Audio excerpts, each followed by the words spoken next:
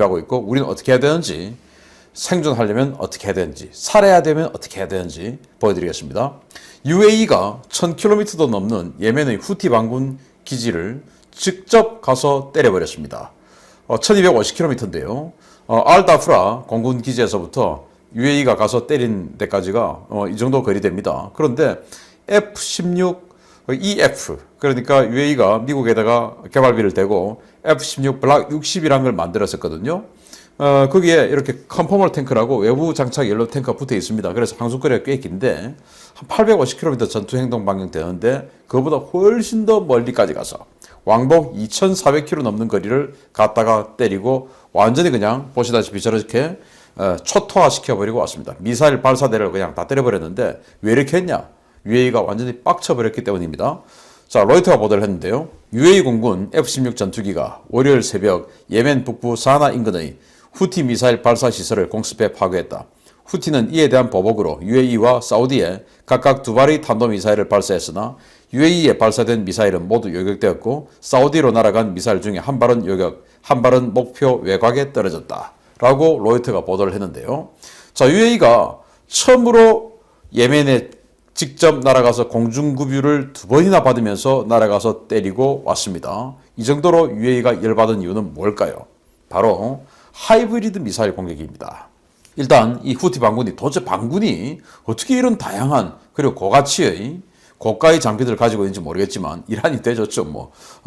탄도미사일 그리고 순항미사일, 드론 이런 다양한 종류의 무기들을 가지고 보시다시피 이 홍해 연안에 있는 제다, 사우디죠. 이 아람코 유전, 그리고 사우디 수도 리야드, 그리고 또 이 페르시아만 연안에 있는 또 아람코 시설, 그리고 UAE의 알다프라 공군기지 이런 데를 계속 미사일로 공격을 하는데 이게 이제는 공격 성공률을 높이기 위해서 탄도미사일과 순항미사일, 드론 이런 것들을 세 개를 섞어서 한꺼번에 날려보낸 거예요. 그래서 속도가 제일 느린 드론을 먼저 날리고 그 다음에 이 드론이 어느 정도 가면 그 다음에 순항미사일 날리고 그래서 도착할 때는 드론과 순항미사일이 비슷하게 돌입하도록 만들고 그리고 나중에 이 탄도미사일은 아주 빠르니까 탄도미사일 맨 나중에 날리고 해서 이 마지막에 예를 들어서 알다프라 기지에 이 세 가지의 무기가 들어갈 때는 거의 비슷하게 탄착이 될 수 있도록 쏘는 것이죠. 그래서 고도도 다르고 각각 속도도 다르고 그리고 뭐 각도도 다르고 이런 여러 종류의 공격 무기들이 한꺼번에 쇄도를 해옵니다. 그러면 레이더, 방어체계 이런 것들이 헷갈리죠. 제일 위협 우선순위가 뭡니까? 탄도미사일이죠. 그래서 UAE 사드가 탄도미사일 다 막아냈습니다. 또 UAE 패트리어트 3가 크루즈 미사일 다 막아냈어요. 그런데 위협 우선순위에서 떨어지는 드론은 못 막아낸 겁니다. 드론이 사실은 제일 요격하기 쉬운데 워낙 한꺼번에 떨어져 버리니까 그 드론이 공군 기지를 때려버렸죠. 공항을 때려버렸죠. 그렇게 해서 이 알다프라 기지에서 열받아가지고 F-16 타고 가가지고 폭격시켜버린 겁니다. 자, 이 하이브리드 타격전 이거 과연 우리는 막아낼 능력 있냐라는 의문을 제가 제기를 해보는데요. 이렇게 애초에 가성비가 맞지 않은 이 대화력전, 즉 방자와 공자입니다. 방어가 너무 비용이 많이 들어요. 왜냐? 패트리어트 3 미사일 한 발에 싼 거가 40억 원, 그리고 비싼 거 최신형은 80억 원 정도 합니다. 한 발입니다. 미사일 한 발에. 그리고 우리 한국이 만든 천국 미사일이 한 10억에서 20억 원 정도. 그러니까 우리 한국이라 하더라도 적의 북한의 탄도미사일이 날아오면 하나의 타겟에 2발을 날려야 되니까 한 30에서 40억 원 날려야 저거 미사일 단거리로 하나 요격할 수 있는 겁니다. 그리고 패트리어트를 만약에 쏜다 이러면은 이거는 한 150억 원 이상은 각오를 해야 되겠죠. 하나 요격하는데. 그러면은 북한 미사일은 도대체 얼마냐? 스커드 탄도미사일 지금 뭐 예를 들어서 하마스가 또는 이 예멘 후티 반군이 쏘고 있는 이런 것들 보면 스커드급 탄도미사일 쏘죠. 이거 10억 원.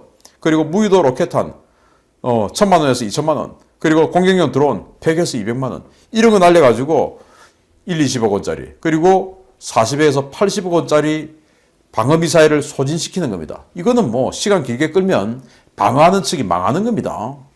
그래서 선제타격 이야기가 나오는 건데요. 자, 그러면은 북한은 도대체 이런 하이브리드 체계를 얼마나 가지고 있나? 정말 놀랍게도 이렇게 많은 다종의 타격 체계를 가지고 있거든요. 먼저 170mm 자주포.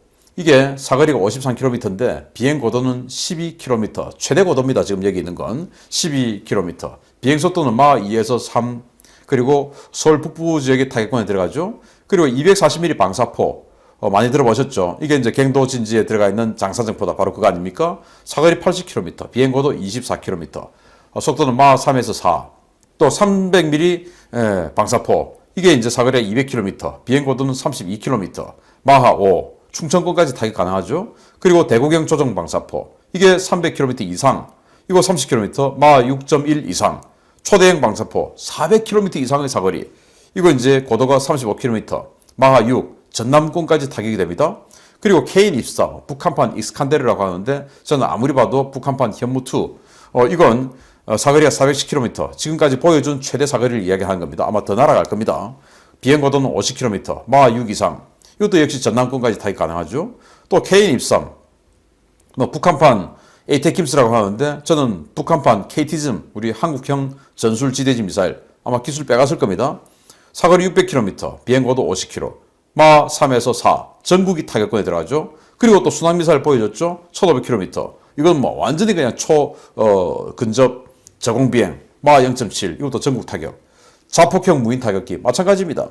이런 식으로 아주 다양한 속도로 아주 다양한 고도로 이렇게 있으니까 이걸 한꺼번에 그냥 탄착을 시킨다. 막아낼 방법이 없는 겁니다. 그냥 뭐 다 맞아야 되는 겁니다. 그럼 다 맞아야 됩니까? 안 되죠. 자, 그런데 지금 우리 한국군의 방어 체계는 어떻게 되어 있냐? 정말 놀랍게도 육군과 공군이 서로 나누어서 하늘을 막고 있는데요.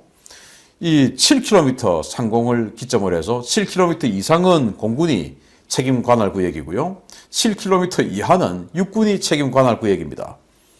정말 놀랍게도 육군이 책임 관할 구역인 7km 이하에 그러면 육군은 최소 7에서 8km 또는 10km 고도까지는 자신들이 막아낼 수 있는 능력이 있어야 이 7km 이하를 자기네들이 맡아야 되는데 도대체 무슨 용기인지 모르겠는데 육군이 가지고 있는 미사일의 최대 고도는 5km예요. 그런데 자기네들은 7km까지가 책임 구역입니다. 그러면은 북한 미사일이 6에서 7km 요 사이로 날아오면 막아낼 방법이 없는 겁니다. 아무도 책임지지 않아요. 공군도 책임지지 않고 육군도 막아낼 방법 없고 이런 상황입니다. 그리고 공군이 가지고 있는 미사일들 천궁 15km까지 그리고 팩3, 팩2 40km 고도까지 사드는 50에서 150km까지 물론 이 사드는 미군 거지만 이런 것들을 가지고 도대체 우리가 막아낼 수 있냐? 안 됩니다. 그럼 어떻게 해야 되냐? 지금부터 이야기를 하겠는데요. 이런 상황에서 아까 후티 반군이 UAE의 공항을 타격하기 위해서 결국은 성공한 게 마지막에 드론이 가서 성공했죠. 순항미사일과 탄도미사일은 요격돼 버렸습니다. 그래서 하이브리드 방식으로 동시에 들어가니까 결국은 마지막에 드론이 성공했는데 북한도 그 드론을 가지고 전략 타격을 하기 위해서 준비를 한다라는 보도가 나왔습니다. 전략이라고 하는 것은 사실은 북한은 지금 핵 가지고 있으니까 핵무기 사용하는 데가 전략 이렇게 해야 되는데 얘들은 그냥 아무거나 그냥 다 전략입니다. 그래서 전략군에 그 미사일을 담당하는 전략군에 미사일이 아닌 드론을 장비하는 그런 부대를 창설한다라는 보도가 1월 26일 날 데일리 NK를 통해서 나왔는데요. 지난 24일 동서중부 전략군 부대에 직속 무인기 부대를 새로 편제한다라는 최고사령부 명령서가 하달되었다. 이에 따라 이 세 개 지역 주둔 사령부에 지휘부 직속으로 2개 대대, 즉 1개 대대는 4개 중대, 각 중대 인원은 95명씩 무인기 부대가 편제되었다. 최고사령부는 청와대와 핵심 전략기지를 중심으로 남조선 어느 곳이나 인적 역량 투입 없이 불의에 즉시 소멸 타격 가능하도록 이번 편제된 부대들의 싸움 준비에 박차를 가해야 한다는 과제도 하달되었다. 특히 이미 무인기 부대 신설했다는 측면에서 관련 연구, 개발, 시험, 공정 생산이 결속됐다는 의미라는 점에서 남조선은 위협을 직시해야 한다. 결속됐다. 이 말은 완료됐다. 그 말입니다. 그래서 이미 개발 다 완료했다. 생산까지도 완료했다. 무인기라는 겁니다. 그래서 니들 겁먹어라. 지금 이 소리를 지금 한 겁니다. 자, 그러면은 도대체 전략군이 왜 이렇게 무인기를 가져야 할까요? 그래서 청와대와 핵심 전략기지, 남조선의 핵심 전략기지를 타격하기 위해서 무인기를 부대를 만들었다라고 하는데 이 UAE에 후티가 때렸던 바로 그 하이브리드 타격 전술을 지네들이 하겠다, 북한이 하겠다, 그거 아닙니까? 그럼 우리는 이제 이걸 막아낼 준비를 해야 되는데 이거 어떻게 막아야 되냐? 다층 방어, 즉 그래도 UAE가 탄도미사일과 순항미사일 막아낼 수 있었던 이유는 뭐냐? 다층 방어가 돼 있었습니다. 다층 방어 뭐냐? 패트리어트 3가 저고도를 맞고 그리고 사드가 고고도를 맞고 이렇게 해서 두 군데에서 요격을 하니까 막아냈죠. 그런데 지금 현재 전 세계에서 가장 MD 능력이 좋은 게 이스라엘 아닙니까? 이스라엘은 우리 경상북도 정도의 너비 면적 정도 돼요. 거기에 15개의 아이언돔 포대를 쫙 깔아놓고 대비를 하고 있는데요. 이스라엘은 이런 식으로 지금 뭐 4중, 5중의 MD 체계를 가지고 있어요. 제일 아래에 아이언돔, 그 다음에 데이비드 슬링, 그리고 그 위에는 에로2, 그리고 마지막으로 에로3 이런 식으로 해서 거기다 이제 팩3까지 있습니다. 5중 체계를 가지고 있는 게 이스라엘인데요. 이 사람이 이스라엘 국내 전선 사령관으로 작년 가을에 있었던 하마스의 대량 로켓 공격, 그걸 총지휘해서 막아냈던 사람입니다. 오리 고르딘 소장인데요. 별 2개입니다. 이렇게 이야기를 합니다. 지난 5월 교전에서는 11일간 4,400여 발, 하루 400발꼴로 로켓이 날아왔다. 앞으로 다시 충돌이 발생하면 이보다 5배 정도인 하루 2,000발 정도 날아올 것이다. 이 정도는 어느 정도 맞겠지만 그 이상은 어려울 것이다. 이렇게 5중 방어 체계를 하고 있는 이스라엘도 하루에 2,000발 정도는 어떻게 해보겠지만 그 정도는 어렵다 라고 이야기를 합니다. 그러면은 이스라엘보다 면적이 훨씬 넓고 또 이스라엘을 공격하는 하마스보다 훨씬 더 밀집된 또 훨씬 더 다종의 공격 체계를 가지고 있는 북한과 싸워야 되는 우리는 어떻게 해야 됩니까? 더 다층 방어 체계를 마련하고 특히나 이 전투에서 가장 혁혁한 공을 세웠던 아이언돔 이런 동시 다목표 교전 능력이 아주 뛰어난 요격 체계를 빨리 지금 도입해야 되겠죠. 그래서 작년 5월에 있었던 이 하마스의 대량 로켓 공격 이 포격전을 보고 우리 군에서 우리 아이언돔은 즉시 도입해야 된다. 이렇게 주장을 했는데 갑자기 이게 브레이크가 확 걸려버렸습니다. 왜? 정부가 아니 그거 하지 말고 국산품 개발하자. 이렇게 된 겁니다. 그래서 10년 후에 하겠다 이겁니다. 저는요. 어떻게 해서 이런 결정이 나왔냐라고 생각해 보면 방산업체에 가 있는 선배님들의 압력이 세다. 그리고 또 이 정부 최고 수뇌부가 북한 상전들에게 우리는요. 형님들이 우리를 때리는 거 막아낼 수 있는 이 자산을 만드는 거 이걸 끝끝내 막아내고 있습니다. 걱정 마시고 우리 남조선을 아주 뺨따구를 여기저기 자유롭게 때릴 수 있는 자산 준비해 두세요. 그래야 남조선의 이 개돼지들이 아주 겁을 벌벌 떨 겁니다. 저는 아주 충실하게 국산화라는 미명하에 남조선이 형님들이 쏘는 그런 다종화된 이 하이브리드 공격 체계를 막아낼 자산을 만드는 것을 최대한 미루겠습니다. 라는 충성의 발로가 아니냐라고 생각하거든요. 가장 최근의 기사는 이렇게 나왔습니다. 우리 군도 유사시 북한 장사정포 공격에 대비한 한국형 아이언돔 개발에 나선다. 유사시 북한 장사정포 위협으로부터 국가 중요 시설을 방어하기 위한 것으로 올해부터 2035년까지 사업비 2조 8,900억 원을 투입할 예정이다. 일각에서는 장사정포 요격체계의 국내 개발 비용이 이스라엘 아이언돔보다 4,500가량 많다는 지적도 한다. 이에 대해 우리 군은 아이언돔은 하마스 등 무장단체와 비정규군의 로켓포 등을 산발적으로 대응한다. 라며 반면 우리가 추진하라는 것은 북한의 장사정포 대응체계는 시스템이나 요격체계가 아이언돔과 유사한 부분도 있지만 안보 상황을 고려해 기술적 난이도가 더 요구된다. 라고 설명했다. 그러니까 우리는 하루에 2,000발이 아니고 하루에 뭐 2만 발 정도 날아올 거니까 그거 다 막아내려고 하면은 아이언돔 정도로는 안 된다. 그래서 우리는 돈 더 많이 든다. 라고 이야기를 하는데 도대체 우리가 만들 이 요격체계가 아이언돔보다 동시대응 능력이 더 뛰어날지 또 아이언돔의 그 요격체계인 타미르 미사일이 발당 한 5천만 원 정도 하는데 그 5천만 원보다 더 싼 가격에 만들어낼 건지 저는 끝까지 지켜보고 이런 이야기를 한 사람 처벌해야 된다고 생각합니다. 정말 나쁜 매국노라고 생각합니다. 이거 거짓말이면. 그래서 이 2조 8,900억 원 이 개발비가 이 정도 같으면요. 아이언돔 30개 포대 이상을 삽니다. 아이언돔이 이스라엘이 자기네들 이제 내수로 구입한 비용이 600억 원이에요. 한 개 포대에. 그런데 미국이 그걸 이제 긴급하게 2개 포대를 샀는데 미국형으로 완전히 또 개조 개량을 했어요. 2개 포대를 개조 개량하다 보니까 가격이 확 비싸졌죠. 그래서 미국이 도입한 가격은 한 1,200억 원 정도. 그래서 이 2조 8,900억 원이면 미국이 개조 개량한 그런 버전으로라도 우리는 30개 포대 정도 살 수 있는 겁니다. 그래서 긴급한 물량 한 2-3개 포대 사고 나머지는 이스라엘과 또 미국이 여기 아이언돔에 이제 미국 기술이 들어갔으니까 미국 EL이 있어야 돼요. 그래서 미국하고 이스라엘하고 협의를 해서 기술 도입, 생산 그리고 그 기술을 바탕으로 그 다음 아이언돔 이후의 무기 체계를 우리 국내 개발 이렇게 가야 되는 거 맞는 거 아닙니까? 왜? 지금 당장 우리에게는 위협이 있으니까 국산화와 미명 좋죠. 아니 우리 대한민국이라는 이 나라가 그리고 이 동영상을 보시고 계시는 여러분과 그리고 제가 한화 디펜스나 LIG 넥스원 살려주기 위해서 존재하는 그런 부속품들입니까? 아니죠. 그들은 우리를 지켜주기 위해서 존재하는 무기체계를 만들면서 그러면서 자신들도 이익을 보는 그런 방산업체예요. 그 방산업체를 생존시켜주기 위해서 우리가 죽어도 좋습니까? 그건 아니죠. 목적이 완전히 달라지는 거예요.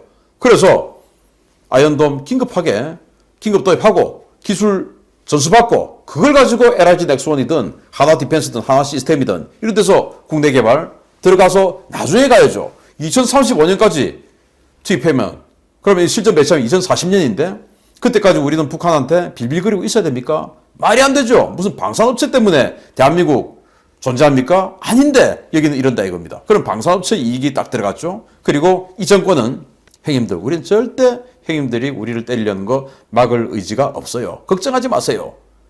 우리 이 국민 이 개돼지들은요 너무 무지했어요. 우리가 자주국방 국산 무기 이러면요 홀딱 그냥 뒤집어져서 가만히 있어요. 걱정하지 마세요. 한 15년 밀어놨으니까 마음대로 우리 때리세요.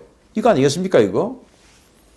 그러면 이 북한의 하이브리드 화력전에 대해서 막을 방법이 없을까요? 아닙니다. 미국은 준비하고 있어요. 미국은 IFPC 프로그램이라는 걸로 이렇게 6단계의 화력전을 요격전을 준비를 하고 있는데 이게 바로 육군의 경우입니다. 이거 하고 육군이 간접 화력 방어 능력 IFPC라는 걸로 이렇게 다기능 발사대라는 걸 만들었습니다. 이 발사대에 여기는 뭐 헬파이어 같은 공격용 무기도 들어가고 여기 지금 사이드와인더 9X 지대공 미사일, 원래 공대공 미사일이죠. 열추적 미사일. 이것도 지금 발사하고 있죠. 스팅어 같은 단거리 미사일. 그리고 로키드 마틴에서 아주 작은 그런 지대공 요격 무기도 만들었고 뭐 이런 것들 막 다 집어넣습니다. 뭐든지 다 집어넣어요. 이런 것들을 가지고 야전방공의 최종 요격 체계로 하고 뭐 스팅어다 뭐다 쫙 해가지고 야전방공 그리고 이런 것들을 탄도탄 요격 체계인 C2BMC하고 또 링크를 합니다.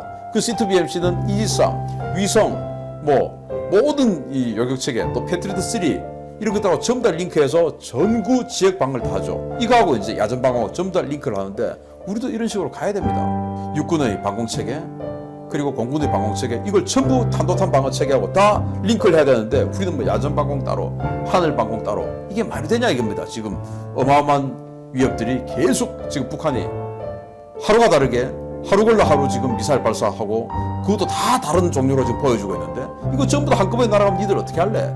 라는 거 지금 보여주고 있는데 이렇게 우리가 느긋해서 되겠습니까? 안 되죠. 그럼 어떻게 해야 되냐? 마찬가지로 저런 다층화된 요격 체계를 만들고 신속하게 긴급 도입할 거 하고 그러면서 미국과 같이 이 C2BMC 즉 탄도탄 요격 체계 전부 다 합치고 하면서 이거는 이제 방어적인 거고 제일 확실한 거는 예방적 선제 타격을 해야 됩니다. 선제 타격해야죠. 그래서 이 프리벤티브 스트라이크 정치학에서 국제 정치학에서 예방적 선제 타격은 이건 전범이 아닙니다. 합법으로 쳐줍니다. 그래서 국제법과 유엔 헌장에서 인정되는 국가의 자유적 권리입니다. 적의 공격 의도와 준비 정황이 명확하고 이를 입증할 수 있을 때 적이 공격 전 먼저 타격해서 제압하는 것으로 국제법상 침략이 아닌 자유권 발동 조치로 인정받는 게 바로 예방적 선제 타격, 프리벤티브 스트라이크입니다. 우리 이거 해야 돼요, 이거. 그래서 최근에 선제 타격 어느 후보가 선제 타격 하겠다 그러니까 뭐 나쁘다 하는데 당연히 해야죠. 그 우리 핵미사일 맞습니까? 너나 맞아라 라고 그 사람에게 이야기해주고 싶습니다. 그렇지 않습니까? 자, 그래서 오늘 밤이 될지도 모르는 이 북한의 화력 공세, 하이브리드 화력 공세, 아주 다층화된 후티 반군은 3종의 각기 다른 속도와 스피드와 고도를 가진 무기들을 UAE로 쐈지만은 북한은 보시다시피 10종이 넘는 속도, 고도, 각도가 다른 그런 무기 체계들을 가지고 있어요. 그거 가지고 전부 다 서울을 때리고 경기도 때리고 어떻게 하겠습니까? 다 맞아내겠습니까? 또 맞아야 되겠습니까? 아니죠. 그걸 안 맞으려고 하면은 선제 타격해야 됩니다. 그래서 굴종이 아닌 강력한 힘에 의한 평화를 추구하겠다라고 어느 후보가 이야기했습니다. 당연한 겁니다. 이렇게 해야 됩니다. 화약고에서 불장난한 어린이 갖다 선제 타격 이야기하니까 너나 맞아라 라고 이야기해주고 싶습니다. 그러고 보니 선제 타격은 이 사람이 아주 잘하는 것 같은데 말 타격, 주먹 타격. 아무튼 예방적 선제 타격이 가장 중요하고 두 번째는 두 번째도 아니지만 사실은 이 MD 체계를 신속하게 도입하고 그걸 미국과 연동시켜야 된다라는 말씀을 드리고 정리하자면 방산업체의 이익에 우리 생명을 손해 보게 해서는 안 된다라는 말씀.